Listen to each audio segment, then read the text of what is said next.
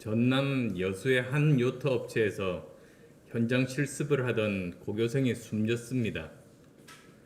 이번에도 안전은 뒷전이었습니다. 2017년 제주에서 사고가 난 이후에 안전수칙 준수 등 기준을 통과한 선도기업에서 현장 실습이 진행됐습니다. 노무사의 현장 실사가 필수였습니다. 그러나 2019년 1월 교육부는 직업계고 현장 실습 보완 방안이라는 규제 완화 정책을 실시합니다. 학교가 서류만으로 참여 기업을 선정해서 학생을 내보낼 수 있게 한 것입니다. 현 정부가 안전 규제를 완화한 이유는 일자리 만들기 때문이었습니다. 고졸 취업률을 높이겠다는 목적이 앞섰던 겁니다. 그 결과 학교에서는 구인 구직 사이트에서 누구나 구할 수 있는 알바 일자리 같은 곳에도 학생들을 실습생으로 보내는 일이 벌어졌습니다. 당연하게 실습업체들의 규모, 평균 임금은 낮아지고 현장 실습 도중 학교로 돌아오는 학생의 비율은 높아졌습니다. 홍군이 일했던 요트업체 역시 근로기준법 등의 적용을 받지 않고 안전관리마저 허술했던 사업장이었지만 참여기업 자격으로 실습생을 받았습니다. 해당 업체는 현장 실습 계획서에도 없던 잠수 작업을 잠수 자격증도 없는 실습생에게 시켰습니다. 안전관리자조차 배치하지 않은 채 2인 1조 잠수 안전수칙도 어긴 것으로 보입니다. 말로만 사람이 먼저라던 정부는 사실은 안전불감증 정부였습니다.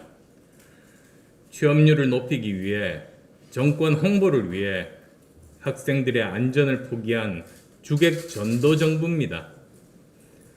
안전과 일자리 중에서 양자택일을 한다면 안전이 먼저라는 게 국가의 기본입니다. 이 일은 현 정권은 국가의 기본에 대한 개념도 없다는 것을 보여줍니다. 규제에는 크게 두 분야가 있습니다. 생명과 안전에 관한 규제와 신산업에 대한 규제입니다. 생명과 안전에 관한 규제는 철저하게 점검하고 미비한 부분은 강화해야 합니다. 직업계 고등학교 실습과 관련한 안전 문제도 교육부에만 맡기지 말고 칸막이를 없애서 노동부 등 관련 부처와 협업해야 합니다. 이에 대한 근본적인 개선책을 마련하는 것이야말로 홍군의 억울한 죽음을 똑바로 기억하는 일일 것입니다.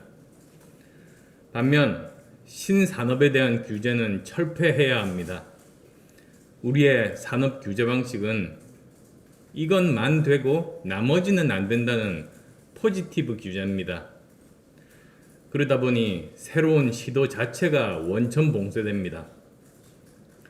미국, 일본, 중국 등에서 가능한 사업, 이미 유니콘 기업이 탄생한 사업도 국내에서는 시작도 할 수 없는 사업들이 부지기수입니다.